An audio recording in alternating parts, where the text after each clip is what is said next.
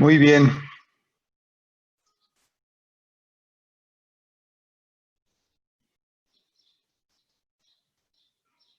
perfecto. Entonces, pues miren, son 4:34. La cita es a las 4:30, un minutito más. Y si les parece bien, pues arrancamos, ¿no? Al fin, la idea de esto es que sea un poco la presentación y también tener, obviamente, un pequeño espacio ahí de preguntas y respuestas. Al final, el tema va a recaer un poco en lo genérico o en lo básico, no en lo fundamental que nosotros pensamos que es importante para este tema justo de empezar un negocio y en esta decisión de, bueno, si me voy como persona física o como persona moral, ¿por qué uno, por qué el otro? En fin, ¿no? Ya iremos viendo esto. Entonces, pues, déjenme ver si puedo hacer esto más grande. Upa.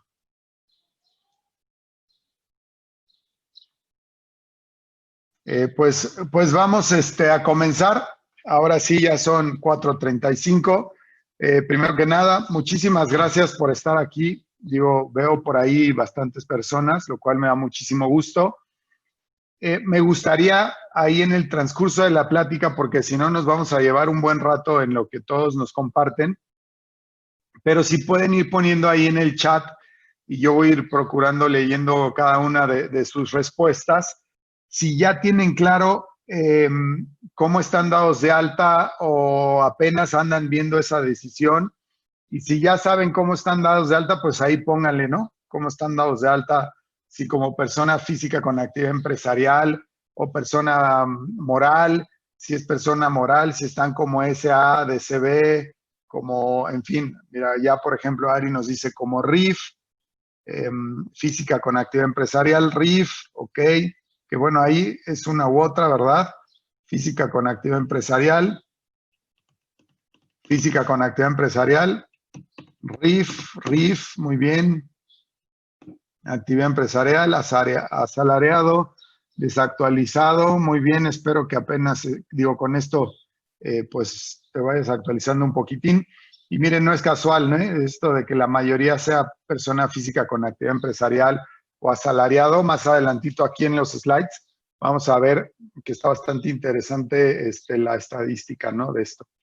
Entonces, bueno, vamos arrancándonos. Como les decía, lo que vamos a estar viendo hoy, como pues un poco ubicar, ¿no? El espacio de esta decisión de si me arranco como persona física o me arranco como persona moral en esto de empezar un negocio, y con base en eso, pues ya podrán ustedes decidir qué es la mejor opción, esperamos, y sobre de esa decisión, pues obviamente que sea lo mejor para ustedes y su negocio.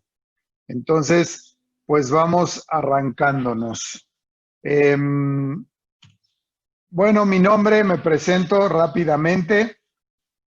Mi nombre es Simón Díaz, soy fundador y director del 20.mx, que es una plataforma dedicada justo a orientar tanto emprendedores como empresarios en esta parte de arrancar un negocio y sobre todo en tener la posibilidad de ir cumpliendo con sus obligaciones y responsabilidades ante la autoridad. El 20, como les decía, es una plataforma eh, en donde a través de esta plataforma lo que nosotros hacemos es que buscamos que nuestros clientes tengan una anticipación o un precierre, digamos, mensual en la presentación de sus impuestos, los básicos, el IVA, ISR, etc., ¿no? Y dependiendo obviamente del perfil. Llevo más o menos 10, 11 años en este negocio, entonces he aprendido bastante, porque la realidad de las cosas es que no soy contador. Sin embargo, pues la experiencia y todo este tiempo pues me ha hecho aprender un poco y aprender un poco de lo que se trata esta parte. Entonces, todo este webinar para Querido Dinero, pues la intención y el propósito es que aunque sea en lo básico, vean, ¿no?, de qué se trata, y con esto tengan la oportunidad de, como les decía, tomar una mejor decisión y ojalá en el camino podamos justo encontrarnos como sus proveedores. Y bueno, lo que les mencionaba, eh, esta parte, ¿no? Que si se fijan ahí en el chat, estuvieron mencionando RIF, asalariado, actividad empresarial, y pues efectivamente de acuerdo al SAT, ¿no? Porque el SAT, déjenme les digo que tiene muy bien y muy clarito todo este universo de contribuyentes que hay en el país y nos tiene muy bien clasificados. Entonces, si se fijan como personas físicas con actividad empresarial, pues más o menos hay 30 millones de personas o de contribuyentes, como sueldos y salarios o asalariados, o sea, gente que trabaja en una empresa, 43 millones, casi 44 millones de personas, y como personas morales o como empresas dados de alta, 2.1 millones. Que ojo, porque parecería que hay muy poquitas empresas, pero como hay muchos contribuyentes grandes que siguen trabajando como persona física, son empresas, ¿no? De hecho, que tú puedes ver empresas enormes, ¿no? Con una marca reconocida, que están dados de alta como persona física con actividad empresarial y así decidieron mantener su negocio o su estrategia fiscal y así están dados de alta. Entonces, no significa que porque no están en personas morales dejan de ser empresa, no necesariamente, porque está la parte de persona física con actividad empresarial. Entonces, por eso les decía que conforme iba viendo, pues definitivamente se va cumpliendo la parte de la estadística de que pues hay más personas físicas con actividad empresarial. Y bueno, vámonos ahora sí primero con esta parte de persona física, ¿no? ¿Y por qué primero arrancar con persona física? Porque al final, digamos que ya por naturaleza, digámoslo así, tú ya estás en persona física, ya nada más habría que identificar en qué rubro o en qué subperfil de persona física estás dado de alta, ¿no? Entonces, hay varios. Ahorita vamos a hablar de los más comunes, que es persona física con actividad empresarial, arrendamientos, sueldos y salarios, honorarios, socio accionista o el régimen de incorporación fiscal, que es el RIF. ¿Qué es actividad empresarial? Bueno, básicamente, pues, si tú tienes un restaurante, una tienda chica o grande, ¿no? De hecho, hay, como les decía, contribuyentes que facturan arriba de 100 millones de pesos anuales y están dados de alta como persona física con actividad empresarial, por ejemplo, ¿no? Industriales, ¿no? Empresas, industrias enormes que están bajo este régimen. Y este régimen eres, haz de cuenta tú, con tu propio RFC, y con ese RFC es con el que trabajas y del cual depende toda la actividad fiscal de la empresa, del tamaño que sea, o de tu actividad, si eres diseñador o arquitecto. Con este perfil tú vas a poder trabajarlo, ¿no? Aquí es importante tener en cuenta o tomar en cuenta, y que nosotros hacemos mucha énfasis y seguro lo voy repitiendo en otras ocasiones, esta decisión de por qué persona física o persona moral, nosotros le damos un énfasis muy importante al hecho de separar o de tener la posibilidad de separar patrimonios. Porque cuando tú estás como persona física, como actividad empresarial, todo lo que está a tu nombre, ¿no? Todas las cuentas de banco, aunque sean las que opera la empresa y tú tengas por ahí tu cuenta, tu casa, todo juega en la misma bolsa. ¿Qué significa esto? Que si el negocio que trabaja con una persona con actividad empresarial se mete en líos y, por ejemplo, congelan las cuentas, no van a congelar las cuentas que están para trabajar en la empresa, sino que van a congelar todas las que tienen tu RFC. Por eso tiene estos riesgos, ¿no? En cambio, cuando eres persona moral, pues los patrimonios están divididos, están separados, y entonces lo que se congela o lo que se, digamos, sí, en términos de las cuentas, siguiendo el ejemplo, pues son las cuentas de esta empresa, pero no te afectan a ti. Ya lo iremos platicando con detalle. Honorarios, básicamente honorarios son todos los profesionistas, ¿no? Médicos, arquitectos, los que requieren de un título profesional para ejercer, contadores, abogados.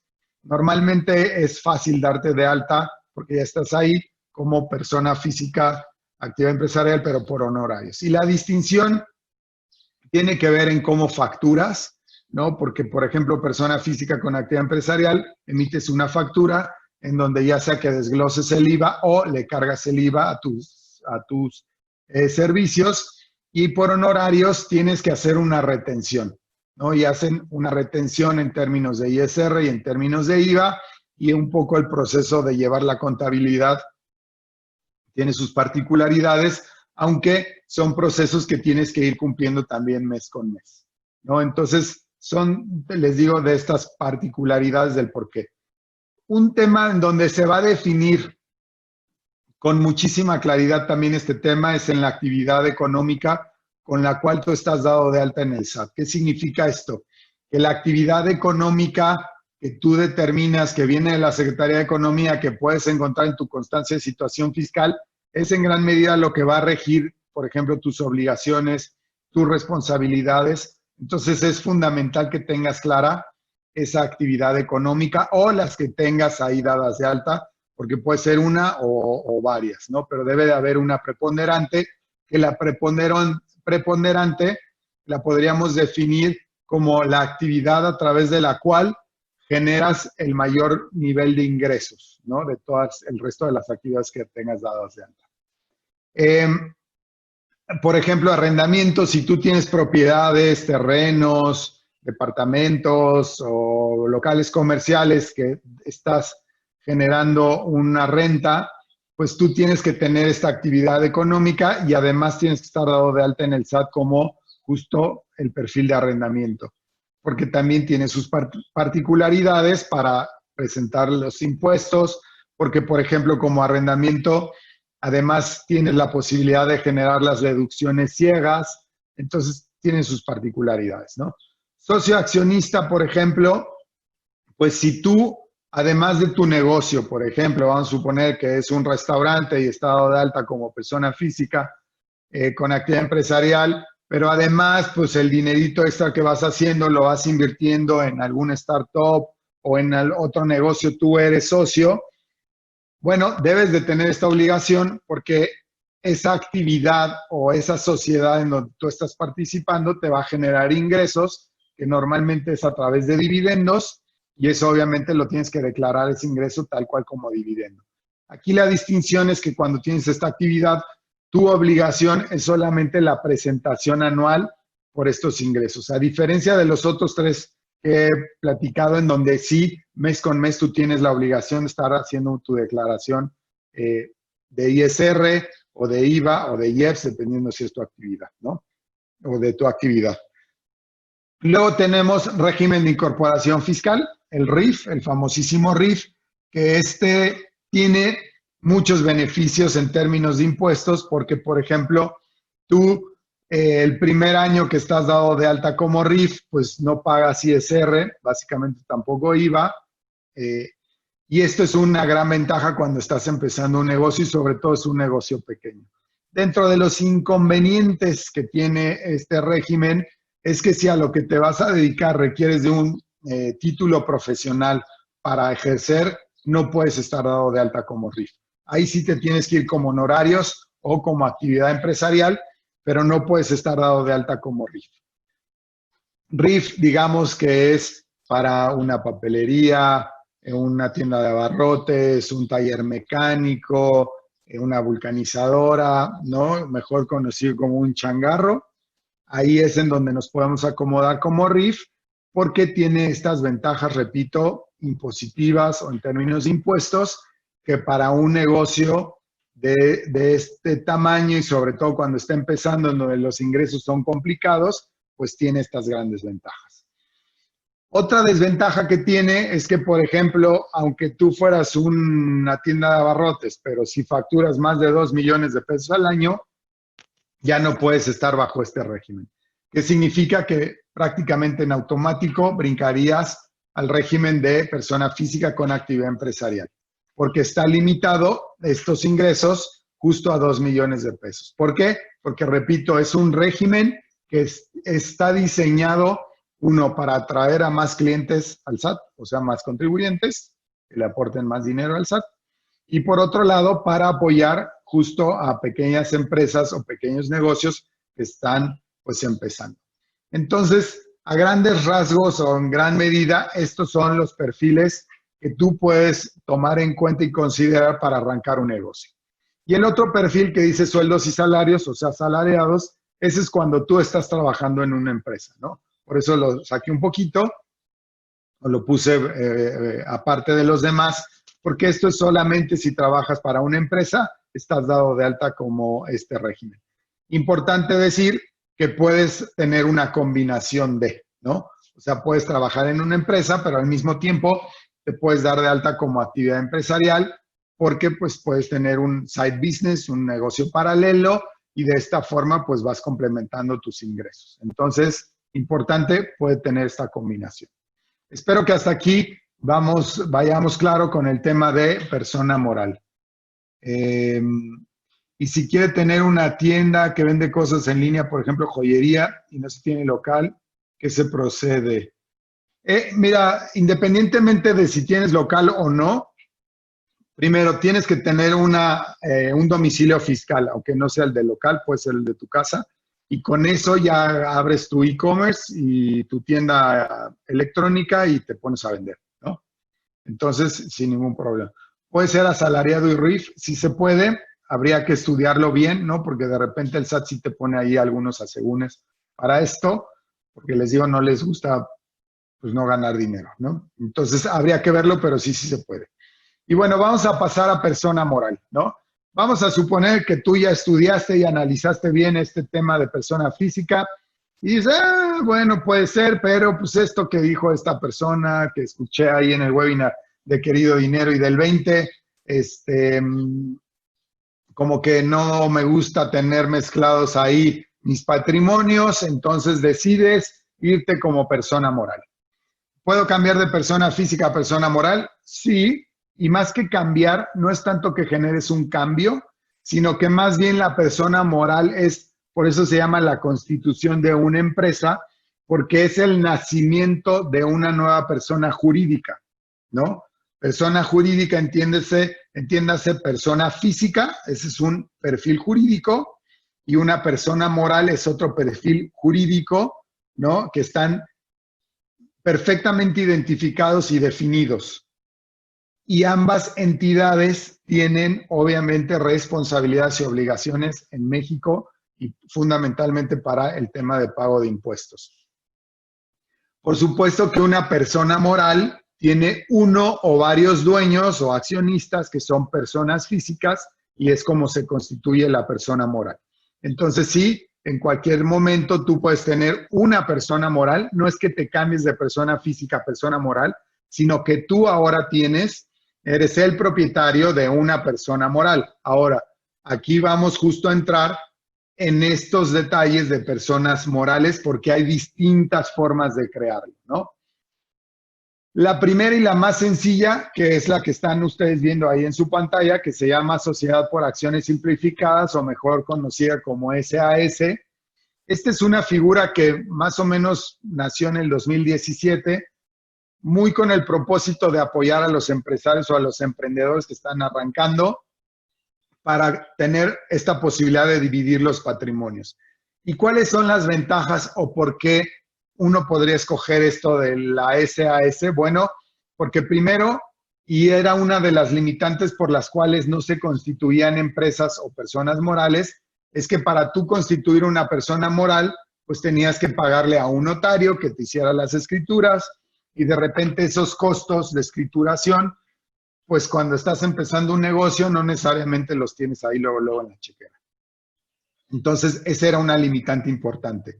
¿Qué pasa con las SAS? Que, por ejemplo, se elimina el que tú tengas que pagar los honorarios de un fedatario, o sea, un notario público o un corredor público, de tal manera que el proceso para que tú des de alta una empresa, una SAS, es a través del portal de la Secretaría de Economía. El trámite es gratuito, ahí ya están los estatutos, ya está todo, o sea, realmente es sencillo. Y otra de las ventajas es que no requieres de un socio, o sea, la puedes constituir tú solito, solamente puedes ser una persona y listo. A diferencia del resto, que vamos a ver más adelante, en donde sí requieres tener un socio. Por lo menos uno, aunque tenga el 1% de las acciones y tú el 99%, o tú el 99.5% y el otro el 0.5%, pero debe de existir un socio, porque son sociedades, entonces requieres o sí un socio. Y de repente, pues no es tan fácil, ¿no? O le pides el favor a tu tía, a tu mamá, a tu hermano, y pues luego uno nunca sabe, o es incómodo para la otra persona. Hay muchos asegúnes, ¿no? Entonces, la SAS, repito, te permite hacerlo con una persona nada más. De hecho, ahí está la información, no tiene costo, ¿no? Lo haces a través de Internet, que es el portal de la Secretaría de Economía. Y bueno, bien importante, una de las desventajas que tiene esta sociedad, la SAS, es que está limitado como el RIF, ¿no? En el número de ingresos o en el monto de ingresos. ¿Qué significa esto? Que si tú facturas al año arriba de 5 millones de pesos, ya deberás de constituir una SADCB o una SAPI-DCB o una SC, ya los vamos a ver más adelante, pero ya no puede seguir como SAS. ¿Y esto por qué? Bueno, porque si ya facturas 5 millones de pesos al año, pues ya te alcanza para el notario, ¿no? Para el corredor público, ya puedes pagar sus honorarios y obviamente ya pasas a esta nueva versión o a estos nuevos sociedades. Entonces, bien importante que consideres esto. Dentro de las obligaciones, como cualquier otra sociedad, tienes que llevar contabilidad. Acuérdense de esto que les voy a decir. Todas las empresas están obligadas a llevar contabilidad. O sea, no es opcional, es obligatorio llevar la contabilidad y ya dependerá de cómo estás constituido, si tienes que hacer declaraciones mensuales o bimestrales, qué tienes que hacer declarando, si el IVA, si el ISR, que si el IEPS, que si las retenciones porque tienes empleados o trabajadores, en fin, hay muchos asegúnes ahí alrededor de eso.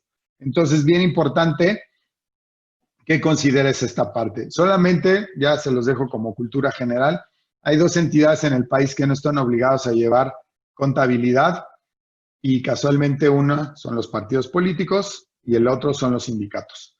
Entonces, pues como empresarios no entramos en ninguna de estas dos perfiles, así que obligadísimos a llevar contabilidad.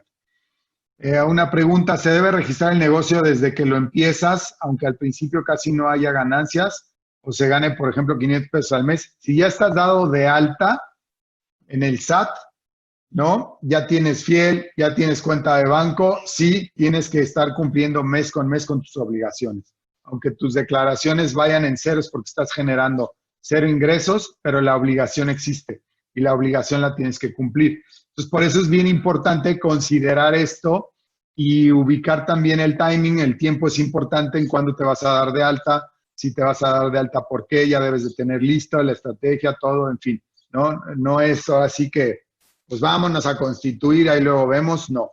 Hay que organizar las cosas, hay que planear las cosas. Es mucho mejor así. Para cursos en línea, ¿qué régimen debes de tener? Híjole, es que puede ser una SC, una SADCB, una SAPI, tú como persona física. Ahí, por ejemplo, lo importante, Vania, es que tienes que ubicar la actividad económica, ¿no? Vamos con la siguiente sociedad, Sociedad Anónima de Crédito Variable, que es súper común esta, la SADCB, ¿no? Ahí importante, requieres o sí esta de darla de alta a través de un notario público o un corredor público, o sea, un fedatario público. Mínimo se requieren 2 socios, ¿no? O pueden haber más, pero mínimo deben de ser 2 socios.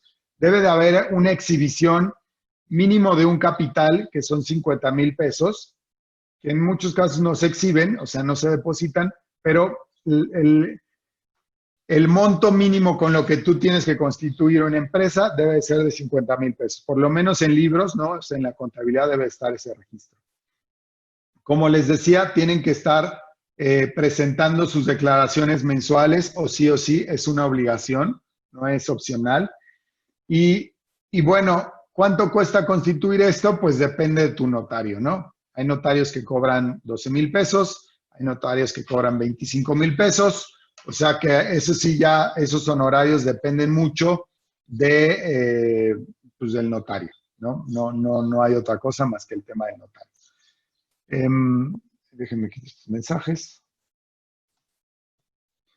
Y bueno, de ahí vamos a pasar con otra, la SAPI. Déjenme ver, hay otra pregunta. Dice, por ejemplo, soy maestro, tengo una plaza y trabajo en una escuela de gobierno, estoy registrado en el SAT por ser docente, pero quiero empezar un negocio en línea de accesorios y materiales para docentes. Mi duda es, pues mira, no necesariamente tienes que ir al SAT, eso se puede hacer, esos trámites se pueden hacer a través del portal del SAT, pero sí deberías de notificar tu nueva actividad económica, ¿no? ¿Por qué? Porque si te revisan y validan que tú estás teniendo otros ingresos por otra actividad, pues obviamente, acuérdense que el SAT, nos guste o no, es nuestro socio y siempre te va a pedir una parte de tus ingresos o de tus utilidades más bien, porque el SAT siempre va a vigilar tus ingresos porque de ahí es de donde puedes recibir dinero. Entonces, sí, no necesariamente yendo al SAT, pero sí hay que hacer la modificación y la aclaración ante el SAT de esta nueva actividad económica, ¿no?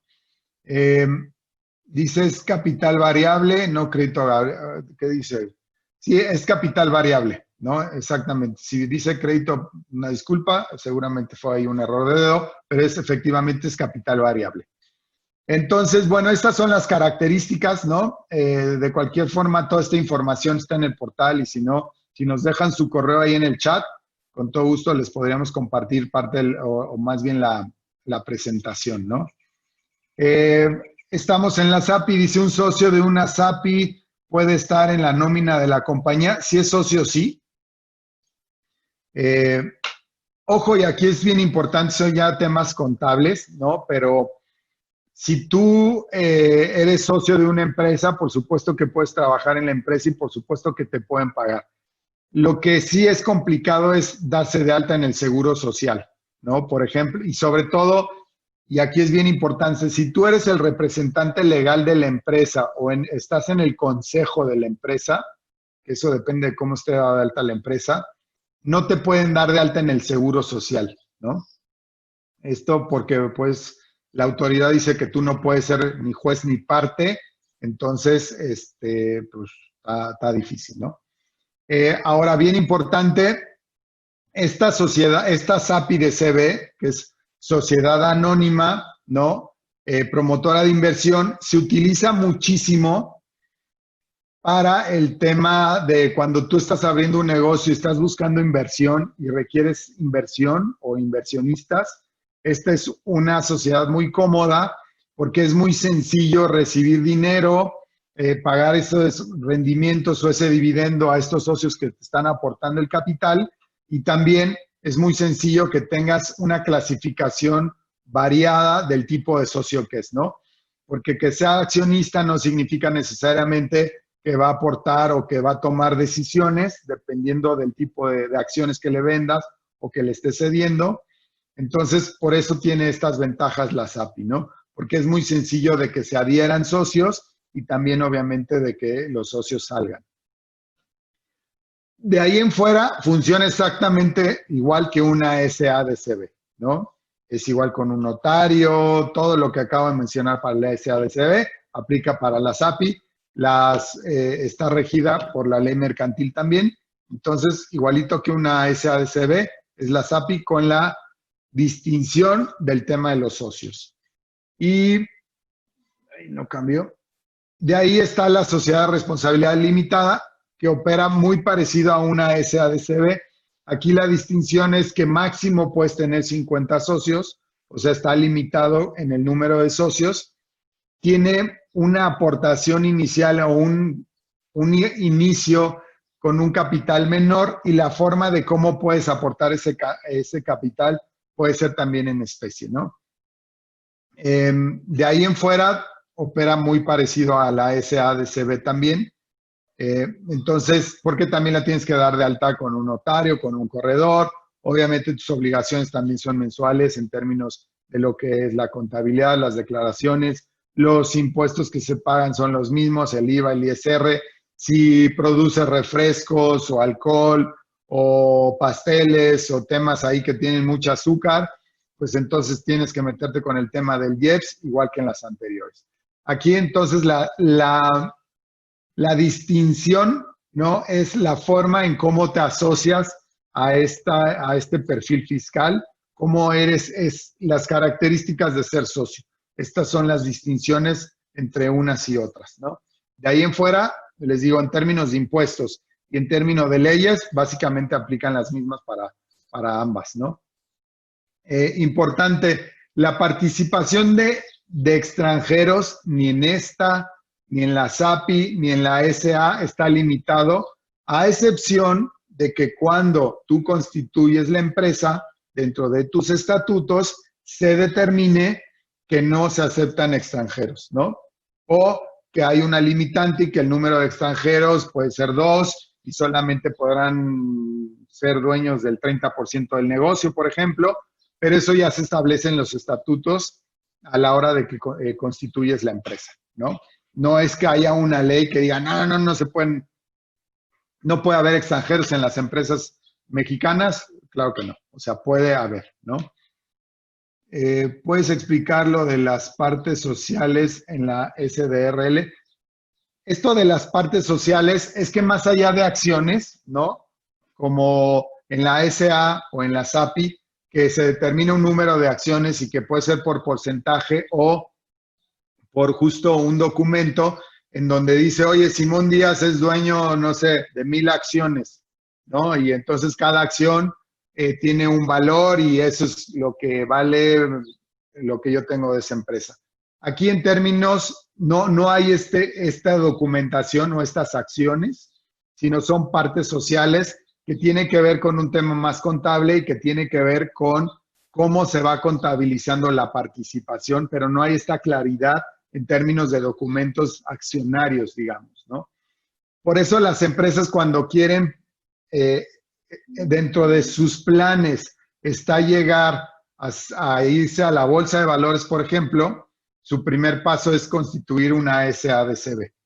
Y ya de ahí, cuando llegan y alcanzan la posibilidad de constituirse o de ser una empresa bursátil, no sé si se han fijado que dice SAB, SAB, que es Sociedad Anónima Bursátil de Crédito Variable. Y eso es porque ya están bursatilizados y ya cotizan en bolsa. Entonces, básicamente eso tiene que ver esta parte de partes sociales, ¿no? Sociedad civil, ¿no? Que es la SC. Aquí la sociedad civil es cuando un grupo de profesionistas se reúnen para ofrecer sus servicios. ¿Y qué significa esto? Que no comercializan o no procesan o no modifican nada, sino simplemente se reúnen para ofrecer los servicios profesionales. Por eso normalmente esta SC la vas a encontrar en un despacho de abogados, en un buffet, por ejemplo, jurídico, en los contadores, o hay clínicas en donde se reúnen varios médicos para prestar sus servicios y se constituyen como una sociedad civil, porque es un grupo de profesionistas que se reúnen para ofrecer sus servicios. ¿Qué limitantes tienen? Bueno, que de entrada no pueden comercializar, ¿no?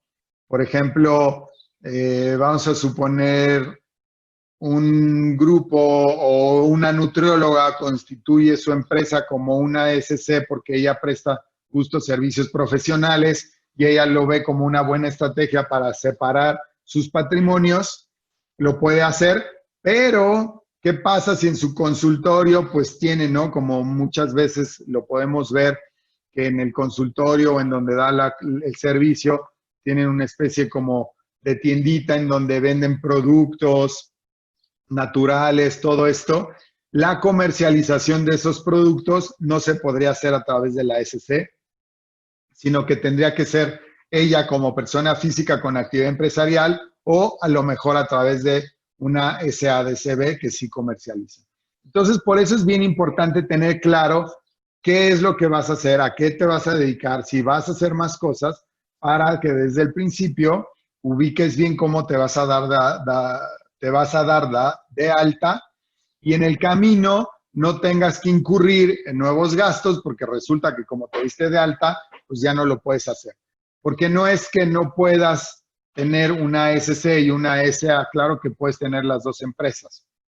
pero pues es doble gasto de notario, doble gasto de contabilidad, en fin, dobles comisiones bancarias, ¿no? Todo por dos.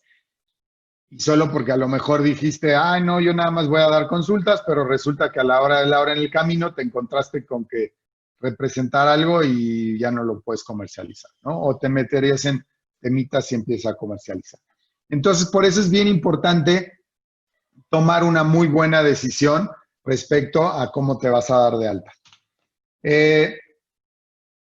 Y bueno, ya nada más se las comento, la asociación civil, que la asociación civil funciona un poco como la sociedad civil. La distinción o la diferencia de la asociación civil es que es sin fines de lucro. O sea, ¿qué significa esto? Que no generan utilidad.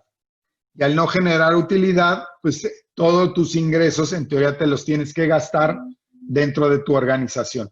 Por eso vemos que muchas universidades son AC o asociaciones civiles, porque hay algunas que pueden recibir donativos y otro que las colegiaturas las utilizan, todo se lo tienen que gastar, o sea, no hay utilidad, no es de que haya dueños y se queden con una lana de eso, sino que se lo tienen que gastar ya sea en sueldos. Por eso hay asociaciones civiles en donde los ejecutivos, los directivos ganan un muy buen dinerito porque pues tienen justo muy buenos sueldos, ¿no? O, por ejemplo, podemos ver universidades que están constituidas como una asociación civil y todo el tiempo están en construcción, ¿no? Tú vas a un campus y están construyendo un edificio y luego vas a otro y están construyendo una cafetería y en otro un gimnasio o cosas así. Constantemente están utilizando el dinero, están construyendo, están gastándolo porque no pueden tener utilidades. Esa es básicamente la distinción importante. Y bueno, hasta aquí llegamos con el contenido de esta plática. Yo espero que con esto que les acabo de comentar y de platicar, pues tengan un panorama mucho más claro y puedan decidir hacia dónde ir en su negocio, ¿no? O su actividad. Por supuesto que en cualquier momento, si le dan clic ahí o escanean el QR que viene ahí o entran al 20.mx o a través del link que les acaban de poner ahí, les podemos asesorar, pero además les podemos ofrecer el servicio de la parte de contabilidad y todo esto. Y miren, yo les diría, de veras, si quieren, si están pensando en emprender y hoy día, después de todo este rollo de la pandemia y que es complicado y eso, uno, no desistan, es complicado, pero se necesita, es necesario y es una nueva manera y una nueva realidad de generar ingresos, generarse ingresos. Y la otra y bien importante, los empresarios no nada más es para que tú veas tu fuente de ingreso, sino que te vas a encontrar en el camino que a través de lo que tú estás generando y lo que tú estás creando, estás dando trabajo. Y hoy día se requiere dar trabajo, de veras, ¿no? Las MIPYMES, las pequeñas empresas, en general, somos los que más empleos damos en todo el país, ¿no? Si todas las empresas chiquititas nos juntamos con el número de empleos que generamos, generamos más empleos que las empresas grandotototas. Entonces, es una gran responsabilidad ser empresario. Por eso es bien importante ubicar bien cómo vas a ser empresario, pues para que tampoco, si de por sí es complicado, se te complique más. La mejor estrategia fiscal que puedes tener, y apúntalo y subráyalo, doble raya, con mayúscula al principio, circulito, todo, entre comillas, la mejor estrategia fiscal que puedes tener es el orden. Orden y conocimiento administrativo, conocimiento obviamente de las leyes fiscales y el uso de la tecnología. Con eso prácticamente estás hecho a tu negocio. Y obviamente el ímpetu, las ganas y todo lo que necesitas. Entonces, por favor, no duden de ponerse en contacto con nosotros. De verdad espero que esta información les haya funcionado, sea de valor y les aporte para su emprendimiento. Y con todo gusto, ahí los esperamos. No se olviden de mencionar que vienen de Querido Dinero. Eso es bien, bien importante y fundamental para nosotros.